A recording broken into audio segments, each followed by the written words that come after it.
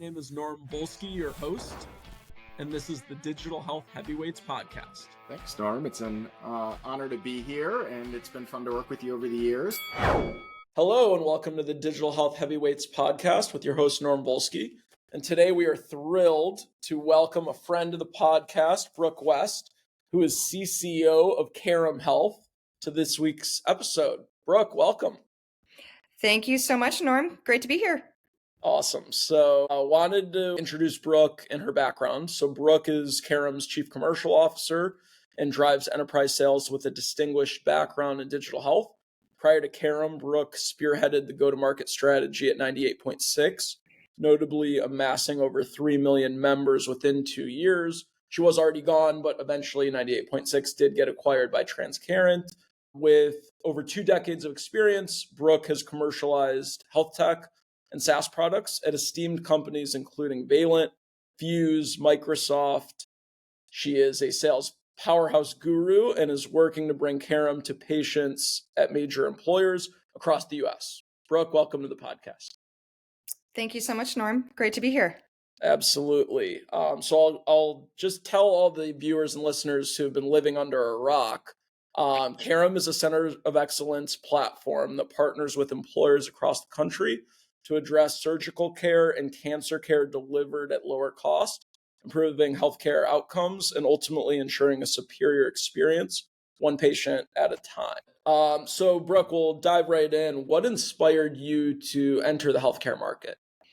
I don't know if I was inspired necessarily. I would say that I'm accidentally in the healthcare market in my career. I grew up in tech, non-industry specific, more utilitarian. I did not know I wanted to get into healthcare until I did. I started at a company that was in it was an electronic health record company in the behavioral health space, in the Medicaid space. Once I started working there, I realized that, oh my gosh, I get to do what I love to do, which is sell and market. But this time it actually could impact a human life. So I didn't realize that I was missing purpose in selling until I had it. And it's just an entirely different experience altogether to be able to sell a product or service, that impacts humans. And once you have that, it's pretty tough to go back to doing anything else. No disrespect to any other products and services, but, pretty tough to not, impact the human race in any way. And once you did, you were hooked. And we're very lucky for that. So walk me through your experience as VP of Sales at 98.6. Oh my gosh, what a ride. It was incredibly fun. It was my first employer market experience.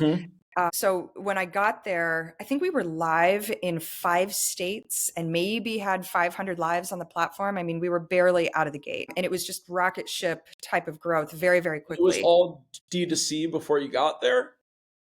Or how did they get those first 500 lives or so?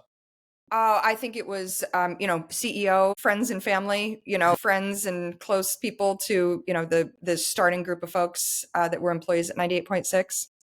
Yeah. And then walk us through, once you got there, how that growth happened so quickly. Yeah. I mean, we just implemented a playbook of sales, direct sales, consulting partnerships, health plans. Most of it was really direct selling. And then we were just starting to get into other types of partnerships when I left. So walk us through your go-to-market strategy at 98.6 that notably amassed 3 million members in just 2 years. It was a playbook of sales, consulting, and health plans, but it was really mostly direct selling. And then we were starting to get into other non-health plan type of partnerships when I left. But it was really kind of a simple playbook. Hire great salespeople, sell into, directly work with the consulting partners, and then work with health plans for channel distribution. Yeah, and you've built incredible teams. I've, sat first row seeing that. And when it comes to sales, what are 3 major traits you look for in a team member before you decide to bring them on? Oh my gosh. It's a tough one to pick just 3, but I think that I would go with the first one would be this category of, fire in the belly, passion, and drive. When you've got that, you can do almost anything. When you combine that with the concept of coachability, you're going to be, set up pretty well. And then if you add any layer of organization to that, you're going to put yourself in a really good position for success. So those are probably the top three. If you had to expand and choose a couple more, any others that are top of mind? I would say collaborative. So it's challenging to work with those lone wolves in the world that really just want to do things all on their own. There's a time and a place for that.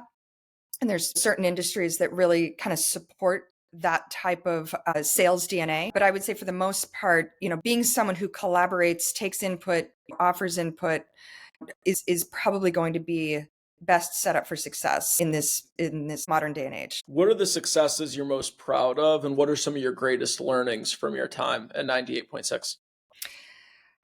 Well, we had many, many Fortune 500 customers, Fortune 100, Fortune 50. It was super, super exciting. I would say that in and of itself, the 3 million lives was probably what I'm most proud of. In terms of learnings, I would say that if I could do it all over again, to have a dedicated consulting team, and in fact, that's what I did do coming here to Carrum. We had it at 98.6, it was combined. So the sales reps were also responsible for consulting relationships, which the consultant community is too important. It's just too important. And so you've got to have a dedicated consulting team. The other thing that I would do is I would have started the partnerships much earlier. Partnerships, for contracting paths, for workflow, for patient workflow to really optimize the member experience. It's just key. It's really key. You're just not going to find an employer in this world that has a super simple ecosystem. They all have really complex, really robust ecosystems. They've made really strategic decisions on how to optimize for their objectives, around member experience, around quality, around cost savings. And so they've got all these partnerships, and you better figure out how to work within that and to make things as easy as possible for the employer. From a contracting perspective in the process. Yeah, very, very true. So when you joined Carrum, I think it was a really interesting time. It was in the middle of a pandemic. Telemedicine companies had every tailwind you could possibly imagine, but you left the telemedicine market when it was as hot as could be to join Carrum. Why did you decide to do that at that time? Yeah, I know. It's interesting. When these DRI guys called me, we were just on the verge of a global pandemic. And I was kind of like, hey, you guys, I'm in an innovative telemedicine company. Don't you think I ought to stay where I am, with this pandemic coming? But the problem with Carrum is once you learn about Carrum, you can't unknow Carrum. And it starts to get under your skin. I loved it grows like a fungus in like the best of ways. Yes, absolutely. I love 98.6. I still love 98.6. I still use it. My daughter uses it while she's at college. It's a great product. And the impact that we were having on the primary care and telemedicine market was awesome, quite frankly. But ultimately, I realized that with Carrum, I would have an opportunity to fundamentally change how healthcare is paid for and delivered by changing the very foundation of the business model. Like I could have a greater impact on the overall patient experience, on the future of healthcare and the employer bottom line by joining Carrum. And so I was probably the most surprised that I left 98.6. But I did, and you never look back. It's been a blast and a great decision. So talk to me about some of the greatest challenges since joining Carrum. I know you're having tremendous success now, but like when you build a lot of success, usually there are some bumps in the road. Talk to me a little bit about some of the early ones. Yeah, I would say in the beginning, the biggest challenge was really scaling the domain. So this is a very, very broad and deep category. It's phenomenally complex. And so scaling this, when I joined, I think I was employee number 18. I think there was a total of 2 people on the commercial team. Our friends at DRI helped fix that and scale it. But then the question is, how do you scale what it is that we do? And then the broader subject, categories of what the employers will need us to know, the consultants will need us to know, how we'll respond to things, what our external deliverables look like. Scaling that was much, much more challenging than I had anticipated when I came in. But it has such incredible impact for patients and employers. So it's well worth the work, but it was definitely a lift to scale the domain. And what would you consider to be your greatest accomplishment over the last handful of years? I would say the greatest accomplishment is number one, building this team. Mission is why we come here. It's the people. The people is why we stay. Yeah. And, products, services, they don't build themselves. They don't sell and market themselves. They don't deliver the product. They don't invoice themselves. It's all the people that make that happen. And so we can be as aligned and into the mission as you can. But ultimately, if you're not building teams that you believe in, you trust, and quite frankly, you even like, the mission goes out the door. So it truly is all about the people, and the people that are delivering the services to patients and employers. I mean, you can go look at, some of our Google reviews. Some of these sound like, I'm like, are you sure you had a knee replacement? It sounds like you were just at a 2-day spa. Based on the reviews that people are writing, we're having real impact on human lives. And that's got so rewarding. It's so rewarding. It's so phenomenally rewarding. We're changing human lives, and we're doing that together as a team. And so the team is what I'm most proud of. Yeah. And what I love about Carrum is you're giving people who probably, in some cases, don't have the financial means access to the best care in the world that they wouldn't have had the opportunity to have otherwise. That's why I feel so proud to represent you guys in the market for talent, because it's just such a fundamentally easy thing to get behind and get excited about and like believe in and feel good about. You're exactly right, Norm. I mean, talk about health equity. This is health equity, foundation. Being able to give access to a top 10% surgeon or provider in this country, at no cost to the patient. Yeah, it's incredible. And it's truly guiding a large chunk of the population to the best care. And it's incentivizing great physicians and great surgeons to be top of their class and incentivizing that. So it's awesome. Yeah. When you got to Carrum, I think at that stage, I would at least at the time consider it kind of an earlier market. The companies buying it were early adopters. That's changed. Like now I think it's on everyone's radar. Yeah. The idea of bundling surgery and bundling oncology services and giving people access to great care at no, cost to themselves, like all of that is like top of mind. I'd say like you guys have helped make it like a top tier, like tier one category. So what advice would you give commercial leaders that are trying to create a market category? They got a great idea. They're selling something that brings a ton of value, but like not many people are talking about it. How do you get it to be front page news like you did? Yeah. Thank you, Norm. And appreciate that a lot, because it's true. You pick up, the BGH survey, Business Group on Health survey, any of the large consulting houses surveys, one of the latest Chrissy Farr articles, and all signs are pointing to COE. So we feel really proud that it's gotten to that point and it's adding that much value to employers and their members. Okay, so advice, I would say get sleep and hydrate. First and foremost, I would say have a differentiated product with very hard ROI that you can eke out case studies from. Like get it validated. We were fortunate to be validated by RAND, the RAND Corporation, validated our quality, validated our cost savings. That was a process that, we didn't ask them to do it. We didn't pay for it. They came to us because of our approach to quality and how differentiated it was in the market. So we were really, really excited about that. So have a differentiated product with very hard, provable ROI. Invest in product marketing and sales enablement to educate. Educate. And when you think you're done educating, educate again. And then, have a brand and thought leadership strategy to drive awareness. You've got to be all the places, especially in this market.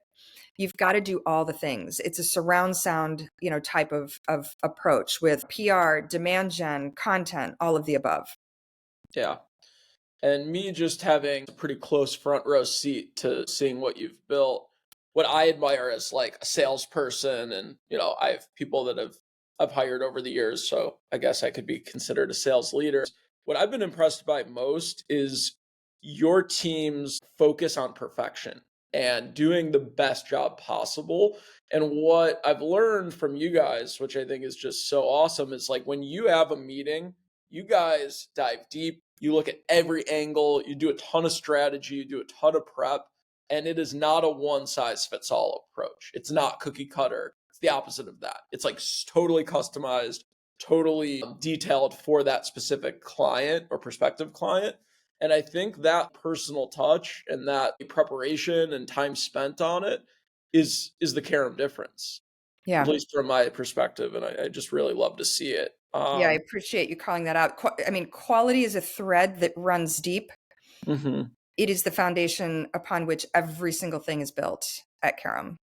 From the product that we deliver to the market mhm. to, how we behave, how we prepare, how we deliver. It's something that we're really, really proud of. And so we work hard to achieve it. We work really, really hard to achieve it. You should be proud. This is a very similar question. You tell me if there's a different answer. What advice would you give commercial leaders trying to create buzz about, their company in the market? Yeah. It's the go full surround sound. Mhm. So you'll know, depending on who you are as a company, what your product is and who your target market is, if there's a kind of prominent lever that you've got to have out leading. But I think that you've got to have full surround sound. You want to have the challenge of what's characterized as multi-touch attribution. A lead comes in. Did they come in because they met you at the conference, or because they saw the press release, or because BDR, an inside salesperson, followed up on a nurture campaign that went out there? Did they see you on a LinkedIn social post? Was it a white paper? You Were kind you of seen don't on a care. podcast? Was it a podcast with an amazing recruiting company and a boxer named Norm? Maybe. Was it the consulting strategy? All of those things. You want a complete surround sound approach. And then you want to measure all of that so that you know what's working best and you know where to double down to invest. Yeah, I think a lot of your success is like a core competency of a lot of successful people. It's just that no stone unturned mentality. Like, hey, we've looked at it from every angle. We're going to do everything, and every little bit counts. It all is a cumulative effect. It's like the straw that broke the camel's back approach, where you just put in so much effort, where at some point the scale will tip in your favor. So I really, really, appreciate you kind of walking us through that. So you've scaled some incredible sales organizations, brought in some great hires. What is your success to creating a team of A players like across the board? Well, our recruiting partners, of course, Nora. Oh, well, okay. But Oh, other than that. yeah. I would say relentless improvement on the hiring profile. And you've known this because you've lived this with me. We've learned as we've gone along. We have not always gotten it right, but continuing to adapt the hiring profile and learning as you go. We have a hiring matrix, the spirit of which is to remove bias. Mhm. Because you could interview somebody and be like, oh my gosh, I like this person so much. They're so cool. And then you're completely biased. And the evidence on whether they can actually do the job, have they done the job, it goes out the window. And so, we create a hiring matrix that we iterate on almost after every interview. Are we asking the right questions? Are these the right categories? Are we giving them these categories the appropriate weighting? It's relentless improvement. In terms of guiding principles, that have made you, very successful, walk us through what some of your guiding principles were and are that just make you a top tier commercial leader. I think it's fairly simple. Do your very best to hire the right people, Hmm. trust them to do their jobs, and be there when they need you. Great. Yeah. Walk us through the typical onboarding process for a new employer that is starting to use Carum to improve healthcare costs and outcomes for their employees. I don't You think know, people realize like how plug and play and yeah, simple, like it's quick it super can be. simple. Yeah, it's super simple. We need to know who's in their ecosystem, health plans, other digital health partners that they might have, point solutions to be able to optimize workflows. But we just need those couple of, inputs, and then we do all of the work. So it is fairly plug and play. You mentioned 98.6 was your first time working in a sales organization that sold to employers. I think this benefits market is a very unique animal. I think some people in this market can be very successful here and maybe not as successful elsewhere. And I think there's some people who have been wildly successful in other industries that would fall flat on their face here. I would Yeah. love to ask the expert, what do you think are the key traits and what are the things that a salesperson in this market has to be able to do that might not be as important in some other markets? Yeah. And can we just take a moment to kind of honor the benefits buyers here? Mm-hmm. I mean, Love it, that. it absolutely shocks me. Their world shocks me.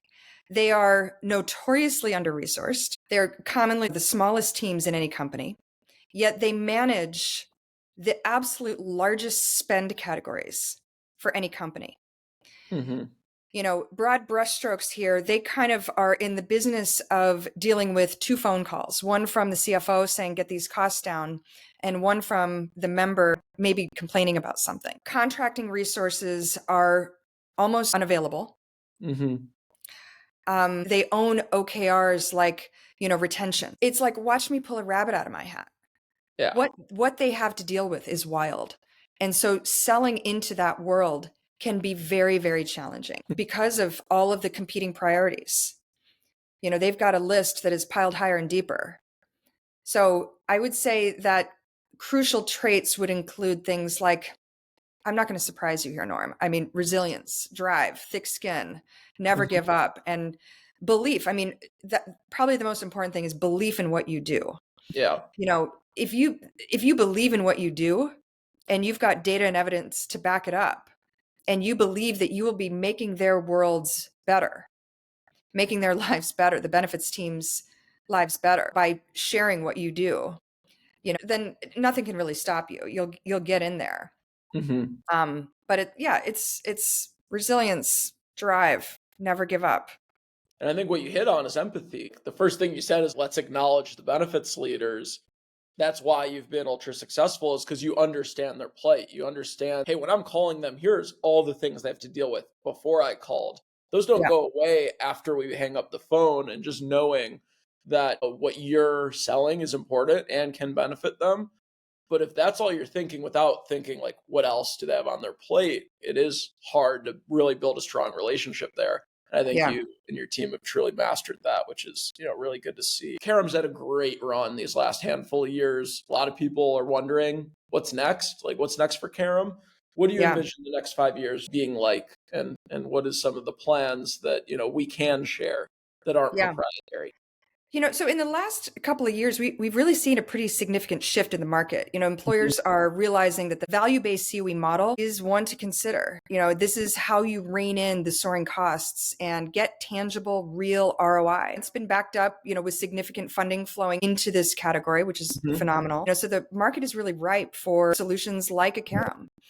With what Carrum is doing, I mean, a couple things. So cancer care is the number one spend category and growing rapidly for any employer. So we are absolutely doubling down. We were the first to market with any kind of cancer solution in this category. And today we've got a very comprehensive cancer care bundle that includes, all the cost of drugs, the facility charges, and the physician fees. And this is with the top quality in the country.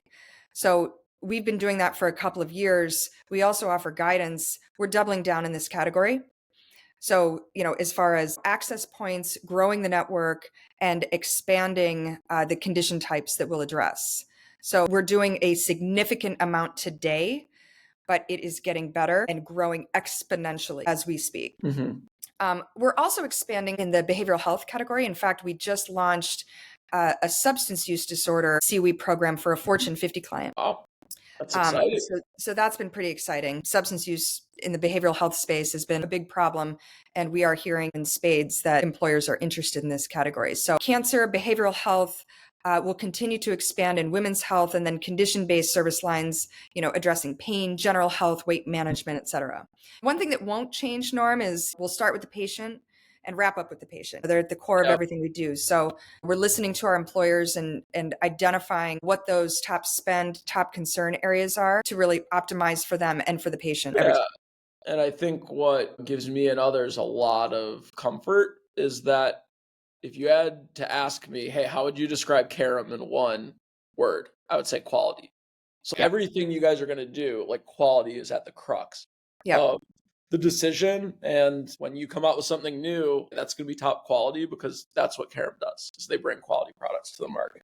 We appreciate that. We've worked really hard to be that brand, and we've been humbled as we've been told by the market, consultants, partners, employers that we're known as the quality player, and it's really, really, we're honored and humbled by it. What are you most proud of since joining Carrum, and what you and your team have accomplished? I mentioned the team. The team is what I'm most proud of always, every single day, because without them, nothing would happen. we would be able to deliver nothing to any patient or employer ever. I'll mention one thing from a recent win, if you will, is a Fortune 50 client that was one of the 3 pioneers of the employer-based COE movement. So years ago, there were 3 very, very large employers in this country that kind of got fed up, quite frankly, with the health plan and kind of the lack of correlation between spend or cost and quality. And they decided to take matters into their own hands, and they went out and did their own direct contracting. And they've been running that for years. Well, one of them went out to bid in 2023 and ended up, awarding the business to Carrum. So it was such an honor that really one of the pioneers in the space that wrote the book on this space, handed over the entirety of the program, as it stands today and the future growth of it to Carrum. Wow. And That's it's, we have really everybody in the company to thank for that, because, it was every single team that was contributing to that work. So it was just a phenomenal achievement for all of us. If you were advising someone just getting into sales early in their career, not digital health necessarily, anything, like what are a couple pieces of advice and words of wisdom that you would give someone? Be aggressive, fake it till you make it. Be confident even if you're not. Fake it till you make it. Belief and confidence is what sells. Like, end of story. Mm-hmm. And, if you're early in your career, you may or may not have that.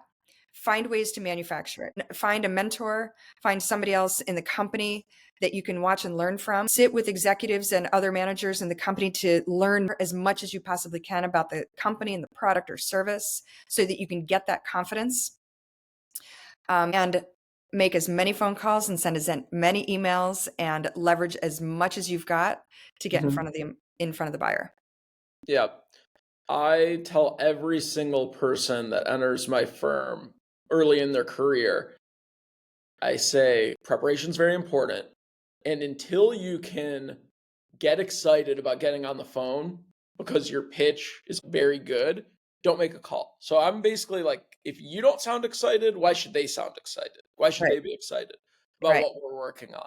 Yep. And if you don't sound confident, why should they be confident in what you're telling them? So like, if you don't have that confidence, that excitement, you don't have anything. And like those table stakes, those aren't like, oh, those are nice to haves, those are need to haves, or you're not really giving yourself a chance. Yep. What are some bold predictions you have for this digital health space that we know and love?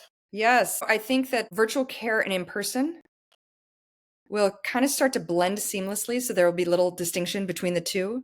The focus will really be on, delivering appropriate care at the right time. Tangentially, remote care will expand and delivery models will become, more sophisticated. So patients anywhere, including rural areas, will have better access to care.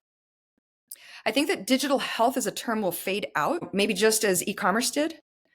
Today, we all shop online, so it's no different from going to the store, and in the same way, we've begun to use health technologies like monitoring, scheduling, communicating, the sophisticated data analysis that we've all got on our watches. We've added AI, which is starting to move the needle. So digital health will just be the status quo, not its own thing or kind of a differentiated phrase.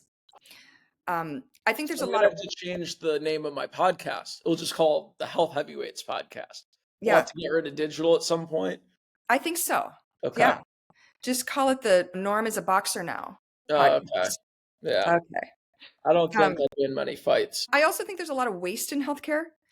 Digital health will tackle inefficiencies. They'll reduce waste of resources and maximize how clinicians and skilled nursing staff spend their time.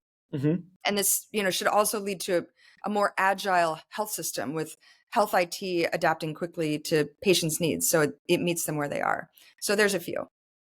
I ask everyone who joins as a guest on this podcast, we live, breathe, sleep healthcare as a business, but we're also human beings outside of work. So how, in a very stressful job, do you personally participate in wellness and reduce stress because you've got a lot of responsibility? Yep. It's a tough one in this world. I personally am a fan of the mini vacation. My daughter and I, this is our thing. We talk about mini vacations. This is whenever you have a moment, you lean so hard into that moment and escape and pretend that you're on a vacation. So Mm-hmm. whether it's walking the dog, getting a pedicure, a coffee with a friend, whatever it is, when you have these moments, because they are few and fleeting, you grab them and you lean into them hard. You take a mini vacation and you let Mm-hmm. it all go. Yeah, that would be my biggest tactic. All right, I'm going to try that. And then I think something else within healthcare that's really difficult is what you put in your body is going to be a big determinant of how your body is going to perform and feel. A lot of people struggle like to know what's healthy, what's not. So I'm just wondering, any recipes you make at home that are quick, easy, healthy that might inspire someone to try something they haven't tried before? Without my 22-year-old daughter at home anymore, Mhm. I have not been as creative in the kitchen. When she was home, I would cook breakfast, I'd send her off with lunch, and we would have dinner. I would make dinner every single night. But now without her here, I'm a little bit lazier.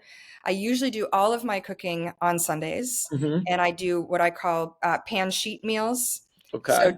I do like 2 to 4 baking sheets and tons of vegetables, chicken, salmon, and I cook for the entire week so Yeah. that I can grab lunch on the go, snack on the go. And when I'm exhausted at the end of the day, I don't have to make dinner, but I have a really healthy dinner to eat.